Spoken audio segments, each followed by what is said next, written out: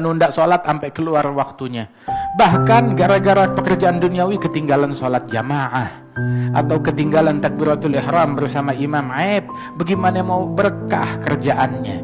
Apabila buat dunia, dia ketinggalan sholat, ketinggalan jamaah, ketinggalan takbiratul ihram bersama imam, bahkan sampai ninggalin sholat secara keseluruhan, gak berkah. Kalau ada yang mau dikorbanin, bukan sholatnya, bukan jamaahnya, bukan takbiratul ihramnya. Kalau ada yang mau dikerjain, kerjaannya yang dikorbanin.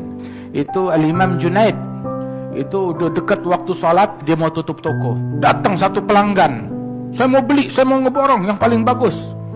Bilang, nanti aja habis sholat, bentar lagi masuk waktu. Bilang, sebentar, saya mau beli, sebentar aja, nggak lama. Ditungguin, masih milih-milih. Sudah, minggir, saya mau ini.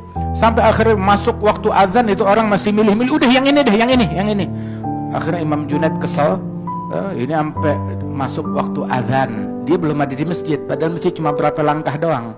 Biasanya nggak masuk waktu sholat, melainkan beliau udah di masjid. Ini gara-gara nih orang pembeli rekan bisnis yang mau beli, adu kontrak besar mau ngambil, gara-gara itu dia ketinggalan azan di masjid. Subhanallah. Bilang, mana barang yang kamu mau? Udah dibilang jangan, tetap mau juga. Ini nih, saya mau yang ini. Diambil, ini barang bawa sial. Dilempar, dipecahin. Ini barang bawa sial, jadi saya nggak bakalan jual. Gara-gara ini barang nih, saya ketinggalan tuh. Ketinggalan apa? Dia nggak ketinggalan takbiratul ihram, nggak ketinggalan sholat fardu, nggak ketinggalan sholat jamaah. Cuma azan di masjid, dia belum ada di masjid. Ketinggalan itu doang. Radhiyallahu anhu arda. Sampai itu di antara mereka lagi kerjaannya ngebelah kayu bakar. Dia kumpulkan kayu bakar untuk dia jual. Lagi belah kayu bakar, tahu-tahu dengar azan, sedangkan kampaknya udah diangkat. Ketika dengar azan tersebut, itu kampak yang udah diangkat nggak diayunkan ke depan, dia buang ke belakang. Kenapa? Saya nggak mau dibilang setelah azan sekalian aja satu ayunan ke depan, nggak mau. Setelah azan nggak ada pekerjaan duniawi, semuanya untuk Allah Subhanahu wa taala. Kalau saya majuin ke depan, ya sekalian itu pekerjaan duniawi. Sampai begitu, makanya itu orang dulu masuk ke tokonya, dia punya toko, dia punya kerjaan, sebelum subuh udah di masjid, sholat subuh di masjid, duduk sampai isyraq, terbit matahari, dia sholat isyraq, dia sholat duha, baru pulang ke rumahnya. Sarapan di rumah, istirahat bentar, jam 8, jam 9 dia pergi ke pasar, nyempurnain lagi sholat duhanya di rumah, kalau enggak di toko, di pasar. Sampai menjelang zuhur dia tutup toko. Yang di kebun menjelang zuhur pergi ke masjidnya atau ke musallanya, sholat zuhur di situ.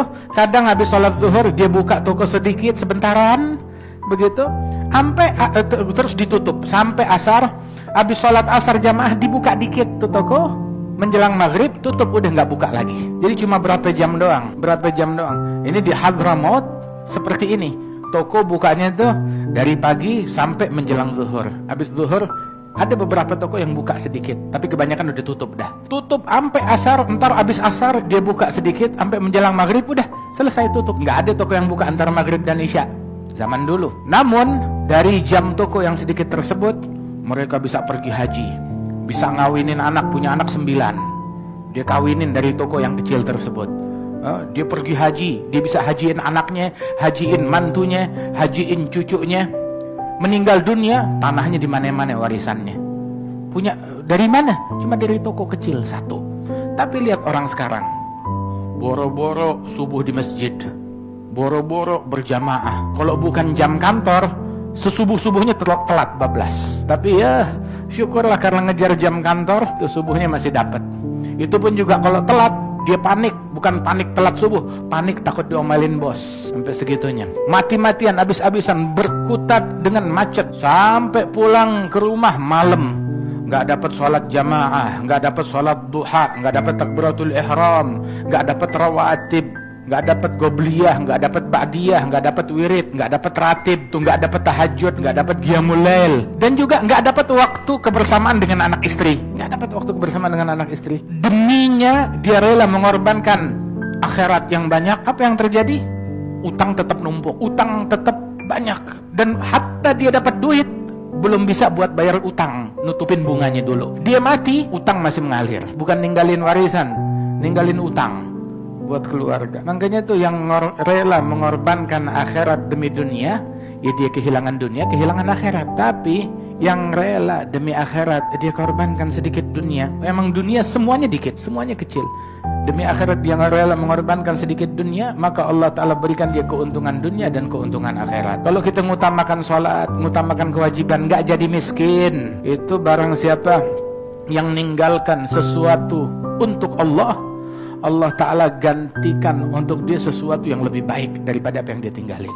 Lebih baik dan lebih berkah. Tapi yang ninggalkan Allah demi sesuatu, maka dia kehilangan segalanya. Orang kalau udah menemukan Allah, nggak ada kebaikan yang luput darinya, dia dapat segalanya. Tapi orang yang kehilangan Allah, maka dia kehilangan segalanya. Jangan sampai gara-gara duniawi kita ketinggalan, meninggalkan kewajiban kita kepada Allah Subhanahu wa Ta'ala, atau terjeblos dalam hal yang diharamkan oleh Allah Ta'ala, baik itu perkara duniawi, harta ataupun tahta. Gara-gara dunia, gara-gara tahta, gara-gara harta, bahkan bukan cuma sholat doang, sampai jadi saling mendengki, saling membenci, saling mencaci, saling bermusuhan, saling putus silaturahmi, saling durhaka, saling ngata-ngatain. Rugi dunia, rugi akhirat, rugi zahir, rugi batinnya dia.